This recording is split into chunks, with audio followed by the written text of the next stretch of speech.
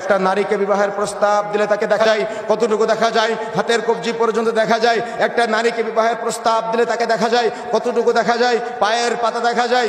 একটা নারীকে বিবাহের প্রস্তাব দিলে তাকে দেখা যায় কতটুকু দেখা যায়, মুখমণ্ডল দেখা যায়। তাহলে যে নারীকে বিবাহের প্রস্তাব দেওয়া যাবে না, যে নারী পর্দা করবে, তার কতটুকু দেখা যাবে? তার কিছুই দেখা যাবে না। তার হাত মোজা পড়তে হবে, তার পা মোজা পড়তে হবে, তার মুখমণ্ডল ঢাকতে হবে।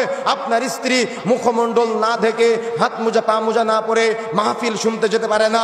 আপনার স্ত্রী হাত মোজা না পা মোজা না পরে, মুখমণ্ডল না ঢেকে বাজারে যেতে পারে না। আপনার স্ত্রী হাত মোজা পা মোজা মুখমণ্ডল না ঢেকে বাপের বাড়িতে যেতে পারে না।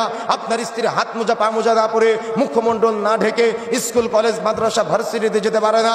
সেখানে আপনার মেয়েটা সামান্য একটা জামা গায়ে স্কুলে যায়, সামান্য একটা জামা পরে কলেজে যায়। আপনি কিভাবে নিজেকে ইমানদার দাবি করেন, এটা আমার বুঝে আসে না। সুতরাং ইমানদার ভাইয়েরা সতর্ক হতে হবে, ইমানদার বোনেরা সতর্ক হতে হবে।